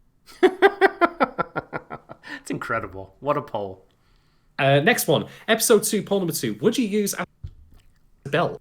92% say hell yes, and 8% say nah, it's too dangerous. I don't know. I waver on that one because, like, I mean, I'm speaking for myself, my own idiocy here. I'd probably be like, this is amazing. I'm going to take a selfie. Oh, Jesus, my hand. Oh, it just goes flying off. I can see it. Well, I ain't putting that on Instagram now, am I? Next up, episode 2, Pollen Free. Now, we didn't really actually talk about this on the podcast. And I'll note that, like, I'm not a Sakura guy, and you are not. No. Nah. Nope. Thanks. So we didn't really know, but like they do go into detail about like certain animation techniques, like using the camera, for example, using the static background frame and then having the cells move over it to provide the illusion of motion, which I believe was the Hanna-Barbera method. And also the mention of like, face profiles, like, hey, you've got my face looking dead on, turn a little bit to the left, and so on and so forth. Mm-hmm. I'm not going to lean on my side here to do that on the sofa to get the exact posture of that face as it was. But episode 2, Poll for Free. Did you find Asakusa and Mizusaki's descriptions of how anime is created, including the visuals, informative and effective? And we have 92% saying loved it and 8% not so much. Yeah, I'm not smart enough to be a Sakura guy, so I was definitely like, oh, wow, this episode, you know what I mean? So that was me. Are those the polls, or are we have a... That's the polls. Okay. At Warui Deshou on Twitter to vote in those. And the first episode polls are still up for a couple days. Get your votes in now. And we will read the results of, I guess, all the polls, 1 and 2, next week. Yeah, it's gonna be a bumper moment for democracy, everyone. Poll bonanza for democracy. For science. For data-driven analysis. So now, my friend, you can't stall no longer. Rate the episode. Oh, shit. Okay, fine. Well, here's the thing, folks, right? Eizouken number 1, I think, was kind of a lightning in a bottle moment. Speaking for myself here, I hadn't seen anything like it before, where, as I said, it really did, truly encapsulate and just wonderfully and accurately depicts the sensation is to create something, to create a work of art. And the sheer joy that follows from that. Now we've had that, we're not, unfortunately, getting that back, so to speak. We're not putting the genie back in the bottle and re-experiencing that for the first time again. It can't be helped. We can't do that. I'm sorry, again, to be a real, downcast, ruining everything with harsh reality here. I know, I'm a bastard for it. Just rub the genie the right way. That's what Christina Aguilera told me that you have to do with a genie in a bottle. Gotta let me go. Oh, no. Gotta rub me the right way. Oh, no, this is... I've been trying to get the 90s out of my head for a while now, Doc. Please stop pouring it back in. Okay, Welcome to Portland. So, the point I'm getting to with this is that I still love all of, these flights they go on. Don't get me wrong. But I don't feel as strongly about them now as I did previously, because now, the stage has been set. The novelty has... inevitably, just by his being the second time, has gone away a tiny, tiny little bit. I know that sounds really bitter and awful, but it's not. But I only say it because, we're now in the second episode. I love what they're doing with all the various characters. The comedy is sharp as it always is. I especially love how they had the great comedic beats of the sewer, and then also the falling down footage being shown on the television at the end. They knew where to place that within the episode to bookend it really well. Yeah. And to help give the laughs maximum impacts. The character stuff's great. Kanamori continues to be incredible. I think we're going to have a real contender for best character of the year here. And I know it's early, but fuck it, who cares? But I'm also not going to lie and say that, hey, it kind of got me the same way the first episode did. But all I'm hoping for now is it starts delivering all that. So subsequently, this is the point where Doc takes out, what is his AR-15 and just starts making down the road in a huff. I'm going to give it 4.75. Oh, okay. Yeah, that's all right. Look, I'm going to give it 4.75 excessively overpriced sofas out of 5. Mm-hmm. Yeah, there was a Rubicon there that if you had crossed, I would have done a thing. But you did not cross it. What was the Rubicon? If you rated it below 4.5, I definitely would have. Oh no! Jesus Christ! I know that I'm over, and I know I have high standards, but I'm not insane. Yeah, I'm going to. Oh, we'd sorry, get cancelled we'd get cancelled if I did that. We would get cancelled, and no one likes to be cancelled, I guess. So, myself, how would I rate it, friend? I'm torn between two ratings because I do want to express the sentiment that you put out there that this episode, because it's following episode 1, naturally, I feel can't bowl me over or didn't bowl me over in the same way that the first one did. The first one was like this. I don't think it's actually possible for that to have been done regardless. It's like this just moment of magic. It was like heaven opened up and anime descended upon me. Anime that was made by real people. It didn't come from nowhere, but still from heaven. And because this one, because I've been exposed to the formula, we know what the greatest world is. We kind of have an idea of the structure and everything like that, and everything isn't shiny and new. I'm going to rate it 4.99. So 4.99 weird circulation back scratchers out of 5. So basically it's a rounding error. Yeah. Fair enough. Well, Shadon, I think we've come to the end of Eizouken. We've kept our hands decidedly on it, but now it's time to take them off again for a week. So big thanks again to Anime Herald, our partners in this. Thank you very much. These couple of episodes. And thanks to you, especially out there, our viewers and listeners, our patrons in particular. We love all of you very much. And, if you're not a patron, of course, you are valid, and we appreciate and love your viewership, listenership. If you can't support us financially or simply don't want to because, hey, we're a bad anime podcast, admittedly, you can always... don't tell them that. You can always... You're lying, Doc. We're not a bad anime podcast. We're a terrible anime podcast. You're right. You and I have discussed this 1,000 times, and you still keep getting it wrong. Can't For God's soften sake. the blow. If you would like to support us, not in a way that doesn't cost any money, you can always subscribe to our show. We're on YouTube, we're on SoundCloud, Apple Podcasts, Spotify, Anchor, Google Podcasts. Write a review for Apple Pods. I mean, even if you don't use it, that's like the way podcasts, like it's still like people are listening to podcasts in all kinds of different ways more than ever before, but the Apple Podcast Store still gets like it gets a whole metric ton of traffic, and it's how people discover podcasts, and it's where the majority of our listeners listen to our podcast from. So writing a review there, 5-snake review as it were, would definitely help our discoverability, and we appreciate 5-snake, did you say? 5-snake, that's right. It's to answer your question, Zoo. Like, if we have to give it an episode, I'm going to say, it'll get to the point where we'll do that, and I'll say, right, I'm going to go get my score. If you'll just give me a moment, back in a second. I will leave the frame. You will hear a number of sounds that sound an awful lot like doors being slammed shut. And then heavy footsteps running away in the distance. I assure you that is entirely a figment of your imagination. I'll start getting just in case that happens. I'll start getting very granular with the decimal points. It'll be in like the hundredths and thousandths decimal place on these ratings. We're getting in rational numbers now, bitches. Yeah, didn't you rate it like a 7 out of 5 last time? You say you've already broken the scale. Am I misremembering? No, I gave it a 5. Okay. I'm thinking of how James rated. We were having a Star Wars discussion the other night, and that was his rating for. Are you The Last working Jedi? Are you working like the people behind the show in the their figures for how much sofas cost are massively priced relative to the actual reality? Maybe that's what's going on.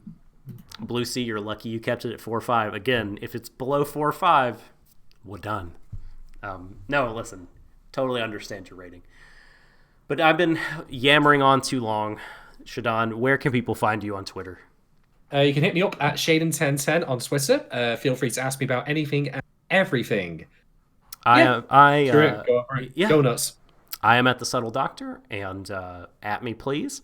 And, for Shadon, until next week, I am the Subtle Doctor. We are Warui Deshou, and everyone, embrace each other to the ends of the universe.